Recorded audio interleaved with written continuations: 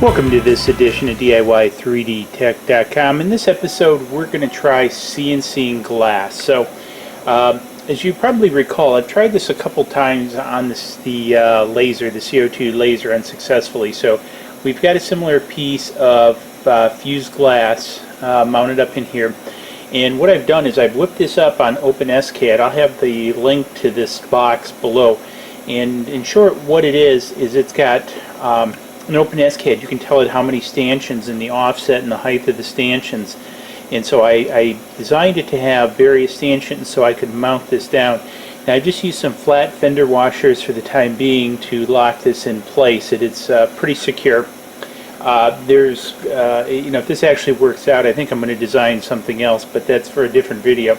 So what I'm going to do is I've got a 1.37 millimeter aircraft grade bit in here, and what I'm going to do is I'm going to try running it at about 0.1 millimeter depth, and then at about 10 millimeters a second. Now, going back to this, you might be asking, why do I have this set up? Well, one of the things, number one, I don't want to be aspirating glass particles.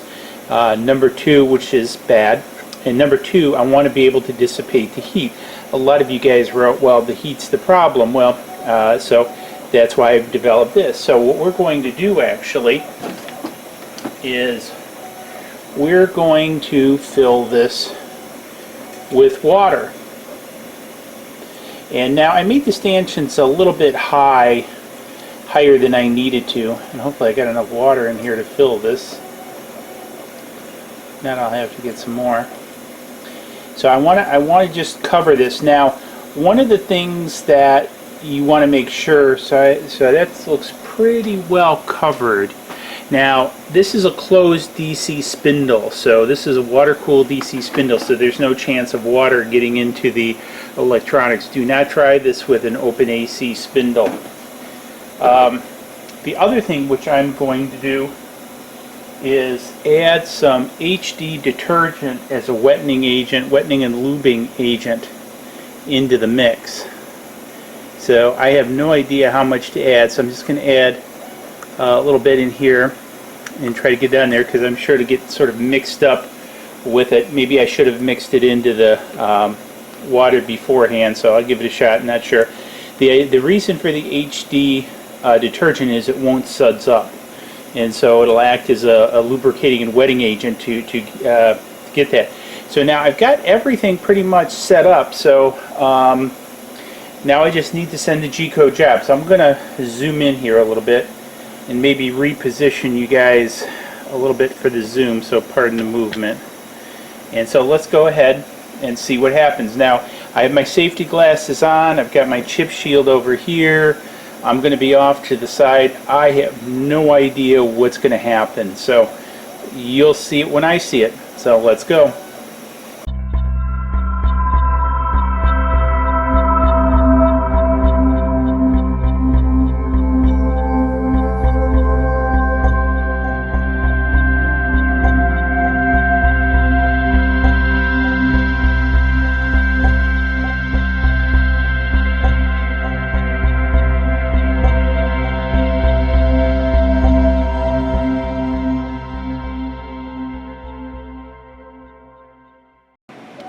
So here we are back, and it worked.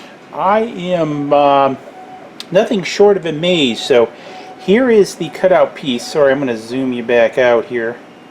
So here is the cutout, and then here's the piece now that was cut out. Now there's a little bit of where the glass was irregular in thickness that kind of cracked off as the bit was going through on the very last pass, but you could clean that up with a little sandpaper or emery board, so it's very thin, and I'm sure if I used some sort of backing that would have prevented that tear out there. But this is very, this is very usable. You could again clean this up with an emery board, or polish that edge up. Where this because this is sharp, that will cut you, but the edge itself is actually very nice. you could buff that edge out to a finish edge. Now this is fused glass, so you could go ahead, for example, and you could take this piece and you could lay in different colors or pieces and then put it in the kiln and fuse it and have it come out. So the reason I'm showing this is, again, I think this is a very interesting tool for, again, an Etsy type or a crafting type business. So if you're making jewelry and you're using this fused glass, one of the pieces is trying to get something, you know, most of what you see out of the fused glass is sort of nipped and cut and it's pretty rough form. But what if you could actually take a CNC machine, cut out perfect hearts and rockets and houses and whatever other shapes, and then fill them in with smaller broken pieces, and then reuse these pieces for other objects. So you could clean this piece up, as I mentioned, with an emery board, lay it on top of another piece of fused glass, put it in a kiln, and, you know, have a pendant out of it with a perfect shaped heart. So this is something you could not get out of normal everyday fused glass operation. So the water did a fantastic job of catching all the pieces. There's actually quite a bit of glass in here. Now you need to be careful again with this, that, you know, this is disposed of correctly and everything. And again, you don't want to do this without the water bath, because one, I think the heat would crack this sort of like the laser did. Second, the water lubricated it along with the HD soap.